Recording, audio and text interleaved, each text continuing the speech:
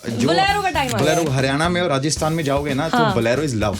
मेरा favourite part था जब इसमें कोई और था, जहाँ पे थोड़ा एरर भी आ गया था। या जब मैं नहीं आता तो मुझे लगता था यार मुझे कोई अप्रिशिएट करेगा, पर जब मैं बन गया तो मुझे लगा था यार जो मुझे फील हुआ वो किसी और को नहीं होना चाहिए, तो फिर हमने एरर लिखवा दिया क्योंकि सिस्टम हैंग हम ही कर सकते हैं, कोई नहीं कर सकता। ओए ओए hi guys, welcome to Mirchi uncut. This is RJ Omega and कहते हैं कि सपने पूरे होते हैं, बिल्कुल पूरे होते हैं। लेवल सबके निकलेंगे, मेरा लेवल निकल गया है क्योंकि आज मेरे साथ मेरे 8th क्लास के क्रश प्रिंस नरूला है। Hi Prince, how are you? I am very good, thank you. बहुत अच्छे लग रहे हो, बहुत डैशिंग लग रहे हो आप। Thank you. एंड सबसे पहले ये बताओ, बोलेरो पे आए हो आज आप? मैं बोलेरो पे आऊँ बिल्कुल। अब मैंने सोचा कि बोलेरो ले लेनी है, अभी और कोई गाड़ी चलानी नहीं है क्योंकि आज अभी 3 दिन से बोलेरो ही चल रही है। अरे वाह, क्या बात है। तो बोलेरो अगर आपने नहीं सुना है तो लाइफ में क्या कर रहे हो, फटाफट से जाके सुनो, बहुत मजा आया। एंड गाना जो है हरियाणवी है। यस। तो ये कौन सी हरियाणवी वाइब आई आपकी लाइफ में? Yes. या कहूँ मैं टच आया जो आपने Yes. हरियाणवी पॉप गाना निकाला है? मेरी बीवी जाट है। ओके। ठीक है, तो मतलब और वो मुझे बोलती रहती है आप इतने गाने करते हो अपनी लैंग्वेज में, पंजाबी में एक बार हरियाणवी और पंजाबी मिक्स कर दो। मुझे लग रहा था। और फिर जब मैंने ये गाना सुना और जेमित ने इसकी बीट बनाई और ये इसने लिखा है इसको, तो मैंने बोला भाई ये गाना तो मेरे को ही करना है क्योंकि इससे मैं अपनी बीवी को दोबारा इंप्रेस कर सकता हूँ 10 साल के बाद, शादी के बाद, है ना। तो और ये बहुत पैपी सॉन्ग है, यू नो, मतलब डीजे पे चलने वाला, गाड़ी पे चलने वाला, यू नो, और डांस करने के लिए बेस्ट सॉन्ग है ये। सो फिर मुझे लगा मुझे गाना करना चाहिए बोलेरो। और क्या हो गया था, जीप आ चुकी थी, थार आ चुकी थी, जिप्सी भी आ गई थी, तो मैंने बोला भाई जो बोलेरो का टाइम आ गया बोलेरो हरियाणा में और राजस्थान में जाओगे ना तो बोलेरो इज लव। ओके, ठीक है ना। और वहाँ पे बोलेरो सबसे, राजस्थान में तो मतलब बोलेरो फाड़ते हैं वो, जैसे वहाँ पे बोलेरो है, ठीक है ना। तो मेरा उनके लिए कोई गाना नहीं आया, ठीक है, और तो बोलेरो आना चाहिए, तो फिर इसलिए हमने बोलेरो निकाला। ठीक है, ये द चौधरी इफेक्ट आया थोड़ा सा। Yes. कोमल चौधरी इफेक्ट है, युविका चौधरी इफेक्ट है। Yes. ठीक है, बढ़िया है, मजा आ रहा है। Yes. आपका सबसे फेवरेट पार्ट क्या था इस गाने के बारे में? मेरा फेवरेट पार्ट था जब इसमें कोई और था, इस गाने जहाँ पे थोड़ा एरर भी आ गया था, या इसमें कोई और आ गया था, क्योंकि मैंने उसका पार्ट बहुत दिल से लिखवाया था। Okay. ठीक है, और मैं चाहता था वो जब ये पार्ट गाए तो जस्टिस हो, एक मजा आए लोगों को सुनने में कि प्रिंस के साथ गाना आ रहा है, तो प्रिंस अपने से बेटर फ्लो किसी और को देता है। मतलब प्रिंस ऐसा नहीं करता कि मैं ऐसा नहीं करता कि अगर मेरा गाना है मैं किसी और को ले रहा हूँ तो उसका फ्लो मुझसे फीका लगे, ऐसा नहीं होना चाहिए। मैं चाहता हूँ कि जब मेरे लिए कोई आ रहा है, मेरे साथ आ रहा है कोई, तो वो बेटर दिखना चाहिए, ठीक है ना।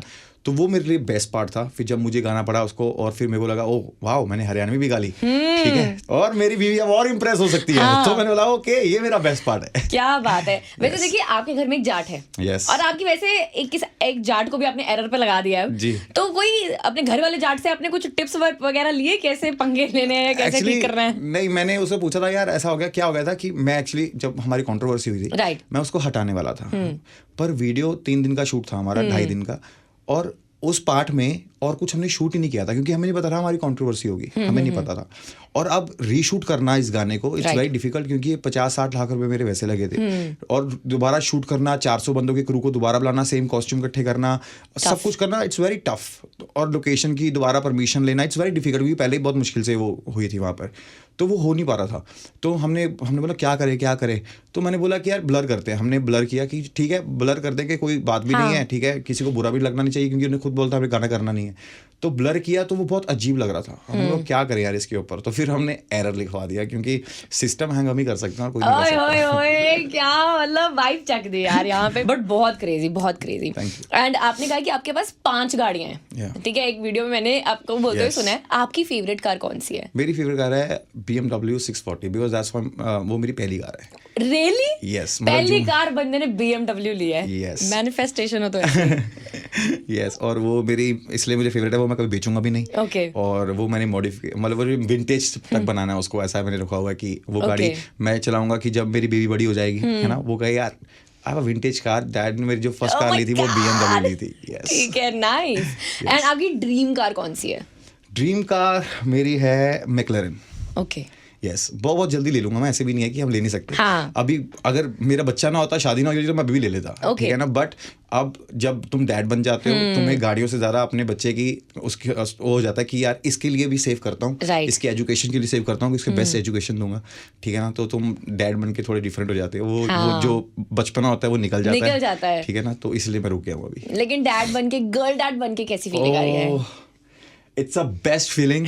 आई थिंक लड़कियां सबसे प्यारी होती हैं, ये डिसाइड हो गया है ना। हाँ, सबसे प्यारी होती हैं यार, ठीक है। अब वो जब अभी क्या है कि वो सबको हाई बोलती है, सबको। तो अभी किसी हमारे घर के जो गेट कीपर्स वगैरह हैं सारे वो हैं, तो उनको लगता है कि उनको पर्सनली जानती है। अच्छा। वो बेचारे खुश हो जाते हैं, और हम भी नहीं बताते कि ऐसा नहीं है कि ये सबको ही हाई बोलती है, ठीक है ना। वो जिसको भी देखती है हाई। अभी कल युविका एयरपोर्ट पे थी, कहती यार इसको संभालो वगैरह, क्या हुआ, कह रही एक 55-60 ईयर्स का बंदा होगा, उसको वो ऐसे बैठा था, कहती हाय, उसने गोदी में उठा लिया, उसको किसियां करने लगी, वो खुश हो गया। तो मैंने कहा यार इसको किसियां करने के लिए उठाना पड़ेगा, वो तो 50-60 का था, ठीक है, ठीक, कोई यंग नहीं आना चाहिए, तो बाप को गुस्सा आ जाएगा। राइट, ये तो है। लड़की तो अभी से प्रिंस पॉसेसिव हो गए हैं कि एकलीन किसके पास ज्यादा जाएगी। बिल्कुल। बट नाम बहुत डिफरेंट, यूनिक है, कैसे रखा गया? ये हमारी गुरबानी में है क्लीन, ठीक है, मतलब एक में लीन हो जाना, है ना। तो मेरे को यही था कि यार जब भी मैं नाम रखूं तो मतलब हमारी गुरबानी में से हो, ठीक है। मैंने बहुत सर्च किया जब हमारी बेबी हो रही थी, और मैं हमेशा मैनिफेस्ट करता मेरी लड़की हो।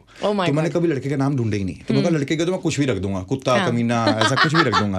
पर अगर मेरी लड़की होगी तो मुझे नाम चाहिए बेस्ट, ठीक है, और किसने रखा ना हो, है ना। जब कोई सुने तो बोले व्हाट्स नेम, इक्लीन। अगर मैं उसको बाहर भेजूं तो एक्लीन, है ना, एक्लीन आ जाए ना, कोई प्रोनाउंस करे तो बाहर हो, है ना। तो और जब मैंने गुरबानी में नाम देखा, मैं कहा that's it, that's my girl, या दैट्स माय गर्ल, ठीक है। तो एक्लीन ज्यादा जाट है या ज्यादा पंजाबी है? दोनों भाई, मिक्सचर है। वो गुस्से में वो जाट लगती है मेरे को, और जब फनी बनती है तो फिर हमारी तरफ पंजाबी हो जाती है। ये बहुत प्यारी बात करी आपने। एंड यू नो, जब पहले पेरेंट बनते हैं ना, तो बहुत लोग आगे ना वियर्डेस्ट एडवाइस देते हैं कि ये मत खिलाना, ऐसे मत सुलाना, या इतने टाइम पे ऐसे बोलना चाहिए, ये बाबा के पास ले जाओ तो बच्चा ऐसा होता है। ऐसे कोई एडवाइस आई आपके पास? हाँ, बहुत आती हैं ऐसी, ठीक है, कि इसके पैर ऐसे फोल्ड मत होने देना। कुछ सही भी थी जो हमने पढ़ा उसके बारे में। जब कोई बोलता है ना तो मैं रीड करता हूँ उसके बारे में, और ये भी हमेशा करते हैं कि ट्राई करें कि रीड कर लें इसके बारे में साइंस क्या बोलती है।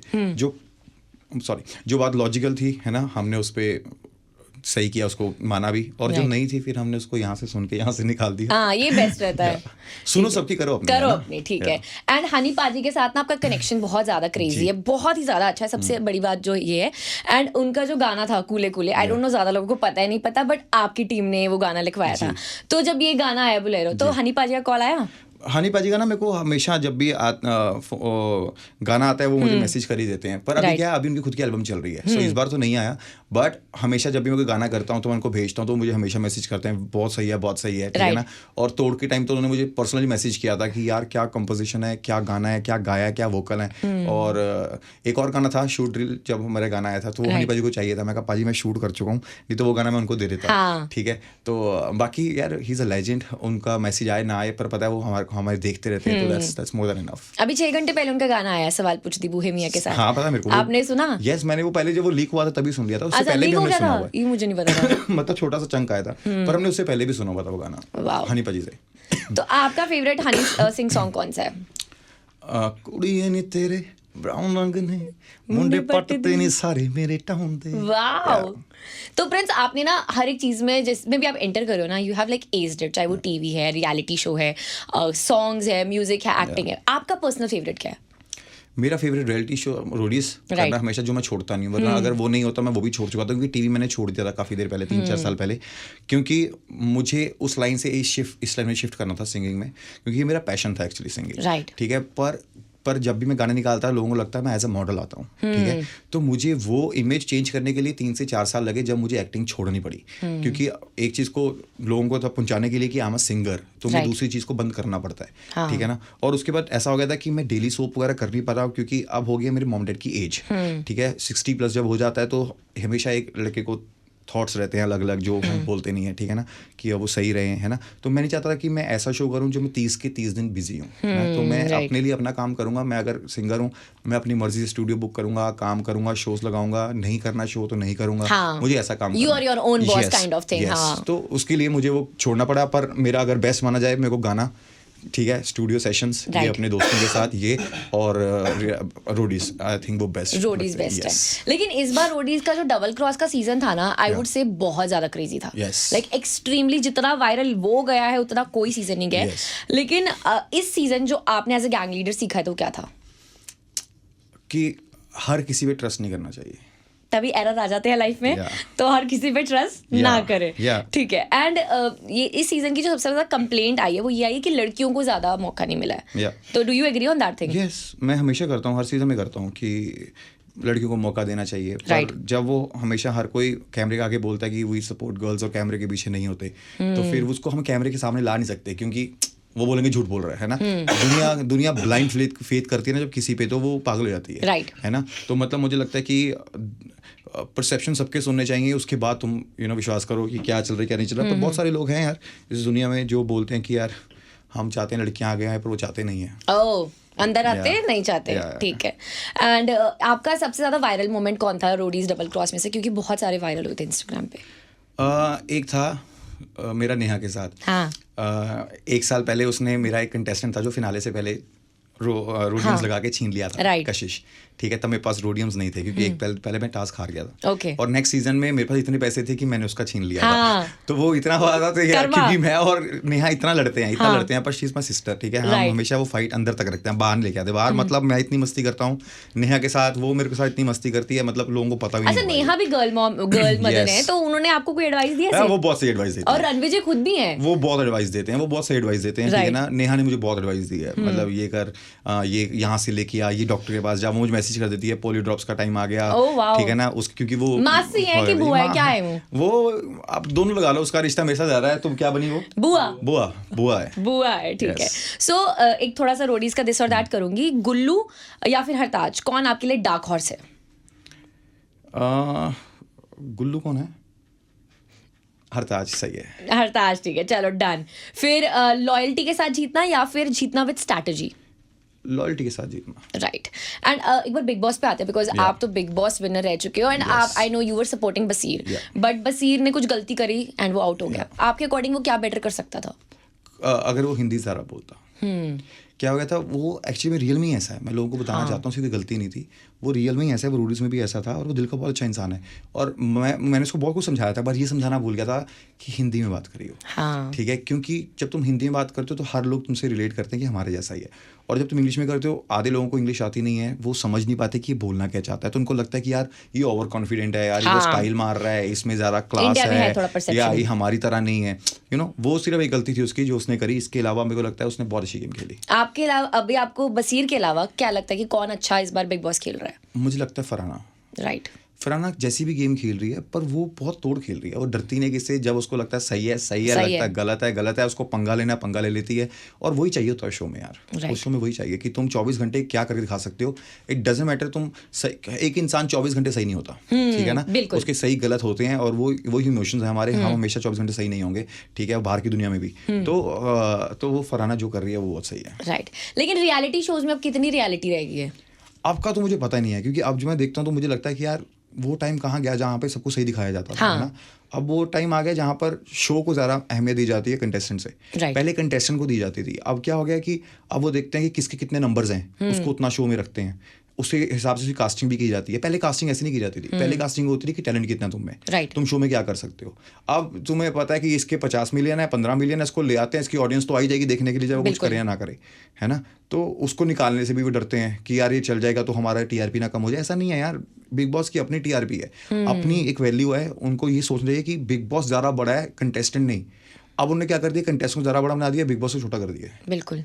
तो या but you are the real OG of reality shows.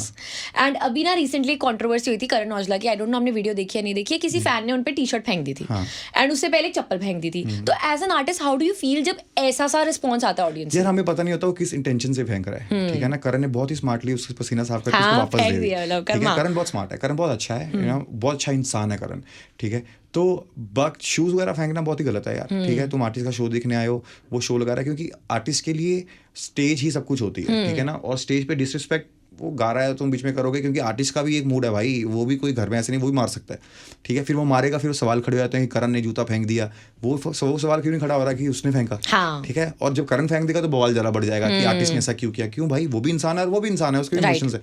But ये नहीं करना चाहिए। प्यार दिखाने का है, तुम एक स्टेज पे रख दो ना, और नीचे से आवाज़ मार दो कि भाई हमें साइन करके दे दो या कुछ भी करके दे दो। यस। एंड आजकल आप व्लॉग्स बहुत बना रहे हो, कभी फिटनेस व्लॉग चल रहे हैं, अभी आप शेप में आ गए हो एकदम मस्त जैसा आप चाह रहे थे। अभी पिछले 15 दिन से मैं यहाँ चंडीगढ़ आया हूँ। शेप छोड़ो, मैं जिम भी नहीं गया हूँ, और रोज मम्मी सवेरे उठ के घी के साथ चिट्टे मक्खन के साथ इतने इतने परांठे दे देती है, और मना भी नहीं किया जा सकता क्योंकि वो टेस्टी इतने होते हैं। अभी मैं 7 परांठे खा के आया हूँ उठ के। अभी यार छोड़ो, मैं सोच रहा हूँ, मैं इतनी फॉर्म में आ चुका था, इतना अच्छा कर रहा था। मैंने बोला कल, मैंने कहा मैंने 2.5 किलो फिर से गेन कर लिया यार, और पिछले 10 दिनों में। और मैंने बोला कल मैं फ्लाइट करा रहा हूँ, मैं जा रहा हूँ, ठीक है, अगर मैं 10 दिन और रुक गया यहाँ पे, मैं तो थोड़ा हो जाऊंगा भाई, सब कुछ निकल जाएगा बाहर। बट यस, और मेरा टारगेट है फेब से पहले मैं बिल्कुल अपनी पुरानी फॉर्म में एब्स वगैरह निकाल के आ जाऊँ, क्योंकि मेरे को है जब मेरी बेबी 2-3 साल की हो तो हमेशा उसको फिट हॉट डैड है, उसको हमेशा फिट दिखूं, ताकि मुझे उसको हमेशा फिटनेस में आगे लेके जाना है। राइट। उसे एथलीट बनाना है, क्योंकि डिसिप्लिन जो एथलीट में होता है वो किसी में नहीं होता। चाहते हो एथलीट बने? Yes, I want. मेरे को एजुकेशन, उसको होम एजुकेशन दूंगा, सब कुछ दूंगा, जो हमारे पास नहीं है, ठीक है। जो मैं अपनी बीवी को बोलूंगा तेरी रिस्पॉन्सिबिलिटी है, तू ले, घर पे ट्यूशन हो जाएंगी, सब कुछ हो जाएगा, स्कूल जाएगी, बेस्ट स्कूल जाएगी। क्योंकि मैं हमेशा चाहता हूँ कि मैंने अपने डैड का पैसा नहीं लिया, ठीक है ना, उन्होंने मेरे को इतना कुछ दिया है बचपन में, उन्होंने मेरे सारे सपने पूरे किए हैं, पर बड़ा होकर जब मुझे समझ आई कि यार मैं उनके पैसे क्यों खर्च रहा हूँ, उन्होंने इतनी मेहनत से कमाए हैं, जबकि वो कहते हैं तेरा ही है, ठीक है ना। और हम जब बड़े रहते हैं हम बोलते हैं हमारे माँ बाप के लिए कमाएंगे, ठीक है ना। तो जब मैं खुद कमा रहा हूँ, तो मैं अगर बच्चे को अच्छी एजुकेशन दूंगा तो वो भी खुद कमा सकती है ना, ठीक है ना। उसको इतना अच्छा दूंगा एजुकेशन वगैरह, उसको संस्कार अच्छे दूंगा कि कल को वो खुद कमाएगी भाई। वाह क्या बात है। यस। ये तो। एंड फेवरेट चीट मील कौन सी आपकी जब आप डाइटिंग करते हो? बॉम्बे में आया एक प्रोटीन पैनकेक, ओके, ठीक है, उसके ऊपर वो चॉकलेट सिरप के साथ देते हैं, मतलब वो, और पैनकेक होता है, फ्रूट्स होते हैं साथ में। ओहो, आई लव इट। मैं रात को 12-1 बजे, तो जब मेरे को लगता है कि मुझे भूख लगी है, तो मैं सिर्फ वही ऑर्डर करता हूँ। ओए होए होए, भूख लगा दी आपने भी। तो ये तो बॉम्बे की बात होगी। चंडीगढ़ में जब आते हो तो कोई ऐसा स्ट्रीट वाले फूड जो आप खाते हो, कहीं के गोलगप्पे हो गए, कहीं का परांठा हो गया, कुछ ऐसा सा? चंडीगढ़ में हम आते हैं तो फिर चाय चूरी पे हमारी चलती है, वो चूरी, हाँ, चूरी एंड चाय। Oh my God, I love चूरी। यस, तो बहुत मजेदार है, खाना ही चाहिए ना। हाँ ये तो है। एंड आपका और युविका का बॉन्ड ना बहुत ज्यादा क्यूट है। एंड एक ब्लॉग मैंने देखा था आपका, जहाँ पे युविका कह रही थी कि आप उनके ब्लॉग्स में नहीं आते हो ज्यादा, तो वो क्या शिकायत है, उस पर आज थोड़ा सा क्लैरिटी दे दो। मैं ना घर पे ना हमेशा तैयार नहीं रहता हूँ, ठीक है, और वो सुबह उठ के तैयार हो जाती है, ठीक है, और मैं कभी कोई सैंडो पहन के ऐसे लेटा हूँ, मेरे हालात बिगड़े हुए हैं, तो वो बोलती है आ जाओ। मैं कहा यार मैं क्या बोलूँ, आके मेरी शक्ल देख क्या लग रही है और मैं कैसे आ जाऊँ, तो इसलिए मैं भागता रहता हूँ उससे, ब्लॉग से भागता रहता हूँ। और उसको ब्लॉग का बहुत, उससे मेरे को शौक आया कि यार मैं भी बनाने लग जाता हूँ, जब वेला बैठा होता हूँ तो मैं भी फिटनेस दिखाता हूँ। लेकिन आपने किसी को बोला था जा जाके ब्लॉग बना, और आ रहा हूँ फिर उसके गेम में उसको हरा रहे हो।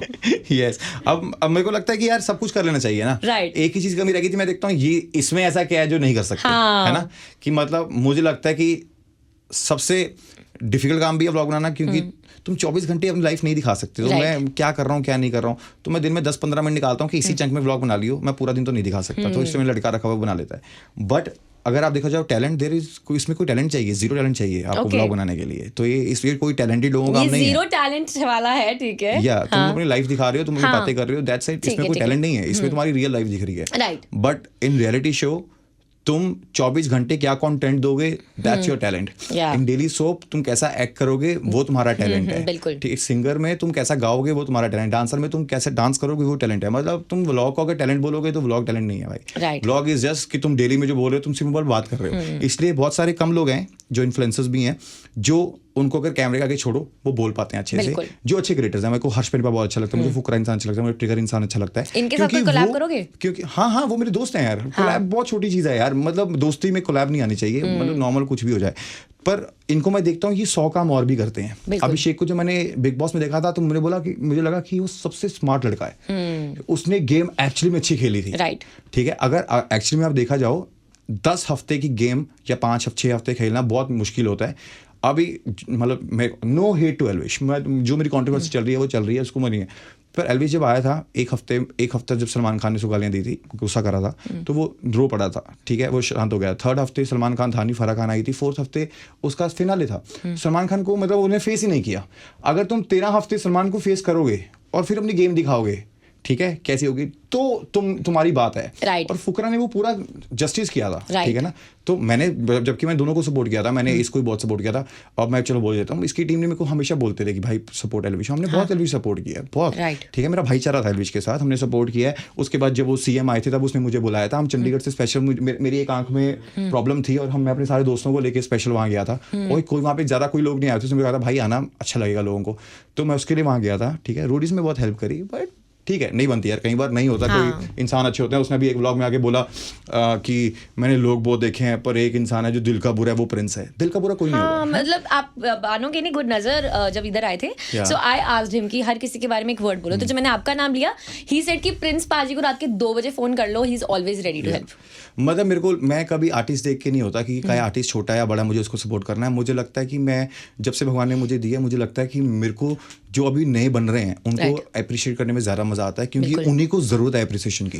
बड़ों तो बन चुके हैं यार, बहुतों को लोग उनको प्यार दे रहे हैं, पर जब मैं नहीं आता तो मुझे लगता था यार मुझे कोई अप्रिशिएट करेगा, पर जब मैं बन गया तो मुझे लगता था यार जो मुझे फील हुआ किसी और को नहीं होना चाहिए। तो मैं जब भी कोई नए लोगों, आर्टिस्ट को देखता हूँ गाना आते हैं, वो मुझे जानता है नहीं जानता, इट डजंट मैटर, मैं उनको, उनके लिए ट्वीट कर देता हूँ, उनके लिए मैं गाना डालता हूँ, पोस्ट कर देता हूँ, मैं उनकी स्टोरी डाल देता हूँ।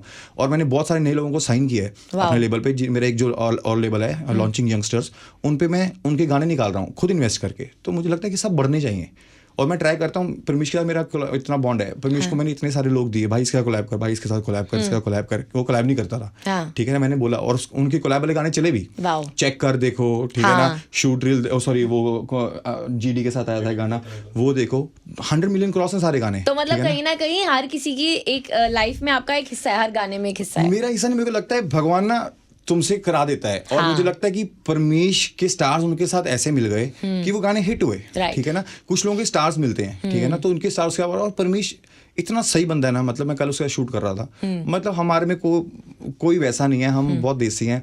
उसका भाई से मुझे ज्यादा प्यार है, सुखन से, ठीक है। सुखन बहुत ही अच्छा है, उसका उससे बहुत प्यार है। मैं बॉम्बे आया था, वो हमने बहुत अच्छा, वो भी तो गर्ल डैड है, उनसे बातें होती है आपकी ऐसे कि मेरी बेटी ऐसे करती है, मेरी बेटी ऐसे करती है। ये बापों की तो यही बातें होती है ना। या अगर लड़कों की बात सुन लोगे ना तो लड़कियों को लगेगा पता नहीं क्या बात कर रहे हो। लड़के इतनी फुद्दू बात कर रहे होते हैं ना यार, कि उनको कोई ध्यान ही नहीं होता वो क्या होता है। तो यस, बट मजेदार है यार। तो आई थिंक ये लाइफ चेंज हो जाती है, और बहुत ब्यूटीफुली आपने मतलब डिस्क्राइब किया उस चीज़ को। एंड आपका और युविका का जो बॉन्ड है वो बहुत यूनिक है। तो आपका रिलेशनशिप एडवाइस अगर किसी कपल को देना हो तो क्या दोगे? देखो, तुम्हारी कोई रिलेशनशिप परफेक्ट नहीं होगा, पर तुम्हें उसको परफेक्ट बनाना पड़ेगा, ठीक है। अब तुम्हारा ले लो, तुम मॉम से भी लड़ते हो, अपनी भाई बहन से भी लड़ते हो, ठीक है ना। तो वो फाइट बीवी में भी होगी, पर जब हमारी बीवी और हस्बैंड से होती है तो हम सोचते हैं कि यार बहुत फाइट हो रही है, बहुत फाइट हो रही है। हमारा पूरा बचपन अपनी भाई बहनों से लड़ते निकला है, हमने छोड़ थोड़ी दिया है ना। तो बस यही है कि बस तुम फाइट करोगे, पर धीरे धीरे तुम लोग परफेक्ट हो जाओगे, ठीक है। और वही मजा है। अगर प्यार बना रहेगा ना तो बोरियत भी हो जाएगी। कभी कभी फाइट भी होनी चाहिए यार।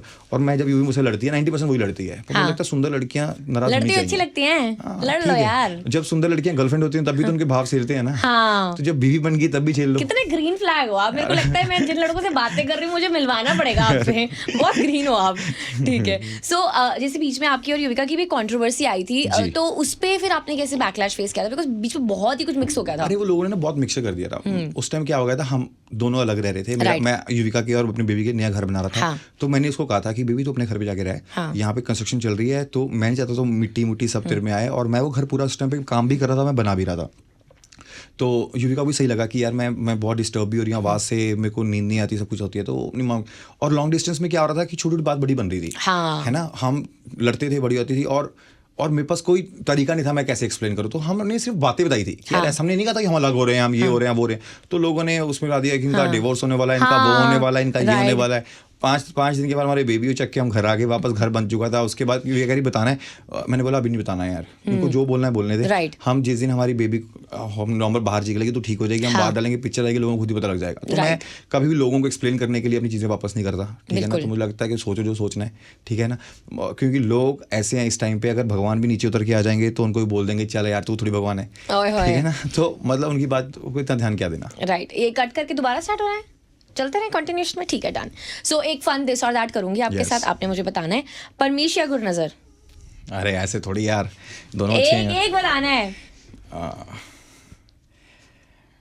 यार बड़ा डिफिकल्ट है यार।